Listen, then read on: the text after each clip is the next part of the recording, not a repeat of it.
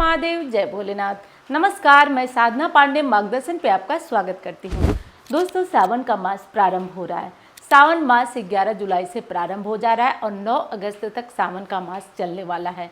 सावन मास में पहला सोमवार किस दिन पड़ रहा है और क्या विशेष आप सावन मास में कर सकते हैं। तो दोस्तों देखिए, सावन का मास पावन होता है और एक माह तक यदि नियम निष्ठा से भगवान भोलेनाथ की आराधना कर लिया जाए तो हर तरह के दुख दूर होते हैं, तकलीफें दूर होती हैं और परेशानियों का अंत होता है। तो ये सावन मास काफ़ी पावन होता है। शास्त्रों के अनुसार ऐसी मान्यता है कि अगर इस मास से हम किसी व्रत को प्रारंभ करना चाहते हैं, कोई साप्ताहिक मासिक अगर व्रत हमें करना है तो हम इस माह से कर सकते हैं, क्योंकि इस मास का उठाया गया व्रत बहुत ही शुभ और उत्तम होता है। तो इस मास से आप कोई भी व्रत प्रारंभ कर सकते हैं। सावन मास में 16 सोमवार का व्रत भी किया जाता है। तो 16 सोमवार का व्रत भी आप 14 जुलाई को, सावन का पहला सोमवार पड़ रहा है तो आप 14 जुलाई से 16 सोमवार का व्रत भी कर सकते हैं। और साथ साथ ध्यान ये रखना है आपको कि 16 सोमवार का व्रत के साथ साथ आप सावन शिवरात्रि का व्रत कर सकते हैं, प्रदोष का व्रत कर सकते हैं और हफ्तावारी जो कोई भी व्रत होता है आप उन व्रतों को भी प्रारंभ कर सकते हैं। तो सावन का मास पावन होता है, काफ़ी विशेष होता है। तो आज की वीडियो में मैं बताने वाली हूँ कि सावन मास में कौन कौन सा नियम आपको लेना चाहिए। तो देखिए दोस्तों, इससे पहले भी 2 वीडियो सावन की जा चुकी है, पर वीडियो विशेष है। इस एक एक वीडियो को देखते जाइए, ध्यानपूर्वक देखते जाइए। सावन मास के पहले सोमवार को कौन सा नियम लेना है वो देख लीजिए। सावन मास के पहले सोमवार को आप हो सके तो आप किसी भी शिवालय में जाकर शिव जी की विधिवत पूजा करें। और एक कार्य और है जो बहुत विशेष है दोस्तों, पार्थिव पूजन को बहुत महत्व दिया गया है शास्त्रों में।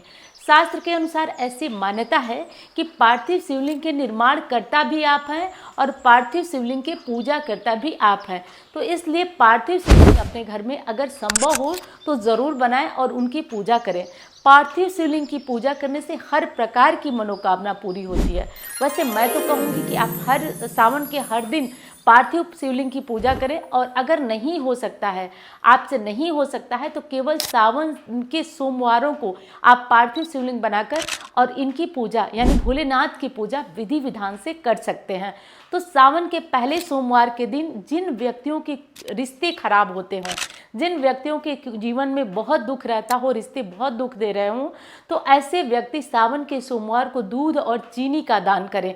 रिश्ते बहुत तेज सुधरेंगे, चाहे वो परिवार के किसी भी सदस्य का रिश्ता हो, माता का, पिता का या किसी भी सदस्य का रिश्ता हो, ज़रूर करिए। इससे आपके जीवन से दुख और परेशानियां दूर होती हैं और रिश्तों में सुधार आता है, कड़वाहट मनमुटाव दूर होता है। वीडियो पसंद आ रही है तो लाइक करिएगा, चैनल को आपने सब्सक्राइब नहीं किया तो ज़रूर कर लीजिएगा, मेरा भी हौसला वर्धन होता रहेगा। दोस्तों, सावन के पहले सोमवार पर अगर सुहागिन महिला है तो आप हरे रंग की कोई साड़ी है तो हरे रंग की साड़ी पहने। मेहंदी सावन में ज़रूर लगाइए, इससे सुख सौभाग्य में वृद्धि होती है, माता गौरी प्रसन्न होती हैं। तो मेहंदी सावन में अपने हाथों में ज़रूर लगाइए, इससे माँ गौरी प्रसन्न होती हैं।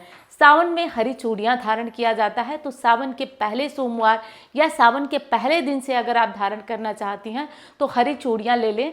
हरी चूड़ियों को माता गौरी को समर्पित करिए और आप इन हरी चूड़ियों को धारण करिए। जरूरी नहीं है कि आप हरी चूड़ियों के साथ कोई अन्य चूड़ियाँ भी धारण करें, आप केवल हरी चूड़ियाँ, क्योंकि हरा रंग अपने आप में सुख सौभाग्य का प्रतीक माना जाता है, तो आप हरे रंग की चूड़ियाँ अपने आप में धारण कर सकती हैं।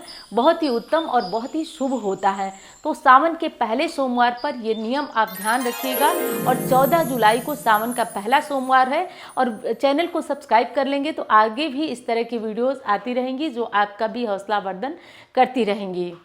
पिछले साल की बात इस साल भी रुद्राभिषेक वाराणसी में बाबा भोलेनाथ के आशीर्वाद से संपन्न होने जा रहा है। आप लोगों में से जो लोग भी रुद्राभिषेक अपनी मनोकामना की पूर्ति के लिए करवाना चाहते हैं, जो लोग कराना चाहते हैं, जो बहुत दिनों से परेशान है किसी मनोकामना को लेकर, वो अपनी मनोकामना पूर्ति के लिए रुद्राभिषेक में शामिल हो सकते हैं, रुद्राभिषेक करा सकते हैं। रही बात दक्षिणा की कि दक्षिणा कितनी लगेगी, तो एक चीज़ मैं दावे के साथ बता दूं दोस्तों कि जितना आप घर पे कराते हैं उससे भी बहुत कम हिस्सा आपका मंदिर में लगेगा। केवल इतना लगेगा कि आप ब्राह्मण लोगों को दक्षिणा आपके रुद्राभिषेक का दिया जा सके, और जो मंदिर का खर्च होता है, क्योंकि इतना आसान नहीं है वाराणसी के किसी मंदिर में जाकर के रुद्राभिषेक करा पाना, वो भी सावन मास में। भीड़ अत्यंत होती है, परेशानी अत्यंत होती है, बड़ी जद्दोजहद और भाग दौड़ के बाद हम लोग ऐसा करवा पाते हैं, और आप लोगों का प्रेम है। और सबसे बड़ी बात कि बाबा के आशीर्वाद के बिना तो एक पत्ता नहीं हिलता है, बाबा की कृपा है और बाबा बुला रहे हैं आप लोगों को, इसलिए ये रुद्राभिषेक का आयोजन वहाँ हो पाता है। तो 26 जुलाई को है दोस्तों, 26 जुलाई को ये रुद्राभिषेक है। जो लोग आना चाहते हैं वो अपना नाम, स्थान, गोत्र, और जो नहीं आ पाते हैं किसी कारण से, वो भी अपना नाम, स्थान, गोत्र बोले लिखवा दें ऑफिस नंबर पर। और फिर एक बार कह रही हूँ, दक्षिणा की चिंता बिल्कुल नहीं, क्योंकि दक्षिणा देखिए, मैं ये चाहती हूँ कि वो लोग भी इसमें शामिल हो जो कभी पूजा रुद्राभिषेक चाह कर भी किसी बड़े मंदिर में नहीं करा पाते हैं। तो ये भव्य बड़ा मंदिर है जिसमें कि रुद्राभिषेक और पूजा होने से हमारी मनोकामना पूरी होती है।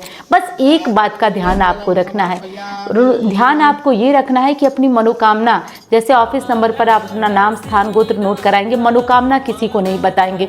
जब संकल्प लिया जाएगा तो आप अपनी मनोकामना बोलिएगा। जब यहाँ से आप नहीं आ पाएंगे तब तो आप बोलेंगे ही, और जब आप नहीं आ पाते हैं तो लाइव चलेंगी चीज़ें। पिछली बार तो कनेक्शन काफ़ी कट रहा था फ्रीक्वेंसी जैमर होने के कारण, लेकिन इस बार हम लोग वायर्ड व्यवस्था कर रहे हैं जिससे कि लाइव का कार्यक्रम हमारा कटे ना।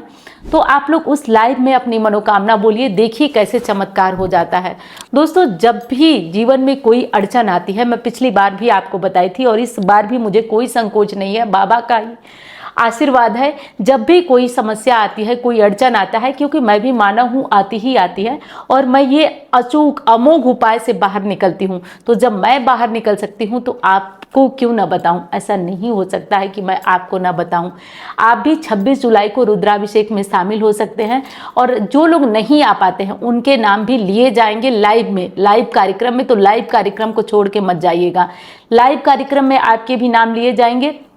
हाँ, ऐसे होगा कि जिन लोगों की जैसे बुकिंग होगी, जैसे जिनका नाम होगा, मान लीजिए कि जिनकी बुकिंग पहले होगी उनका नाम, स्थान और गोत्र पहले बोला जाएगा, और जिनकी बाद में होगी उनका बाद में। तो थोड़ा पेशेंस रखिएगा, धैर्य रखिएगा। और जैसे आप लोग हर बार अपनी दीदी पे सोच है मेरी, बस यही चीज़ सोच रही हूँ मैं कि सभी का, जो लोग परेशान हैं उन सभी का रुद्राभिषेक इस सावन में बाबा के आशीर्वाद से भोलेनाथ के बड़े मंदिर में आयोजित हो जाए। तो 26 जुलाई को ये रुद्राभिषेक आयोजित होने जा रहा है। बस ध्यान रखना है कि आपकी जो मनोकामना हो, गुप्त मनोकामना हो, किसी से बताइएगा मत। रुद्राभिषेक हो जाने के बाद 4 महीने वेट करिएगा, बाबा चाहेंगे तो। और एक चीज और, बहुत लोगों के काम पूरे हो गए हैं, एक बार वहां आने से आपके काम पूरे होते हैं। और नहीं आ पाते हैं, आपके नाम से, आपके गोत्र से यदि रुद्राभिषेक हो जाता है तो आपका काम निश्चित तौर पे बनेगा, निश्चित तौर पे बनता है। बस बाबा की कृपा बरसनी चाहिए। तो रुद्राभिषेक का आयोजन होने जा रहा है, इसका ध्यान रखिएगा। 26 जुलाई को है। 26 जुलाई से पहले आप अपना नाम, स्थान, गोत्र दे दीजिए। आपका इंतजार करूंगी, आपका स्वागत करूंगी। तो वाराणसी में 26 जुलाई को हमारा रुद्राभिषेक आयोजित होने वाला है। और जो लोग नहीं आ पाते हैं वो परेशान ना हो, बिल्कुल परेशान ना हो। उनका नाम, स्थान, गोत्र बोला जाएगा। आप चाहे सुने ना सुने, लेकिन कोशिश करिएगा कि लाइव ज्वाइन करके उतने देर आप हाथ जोड़ करके सुनते जरूर रहिएगा।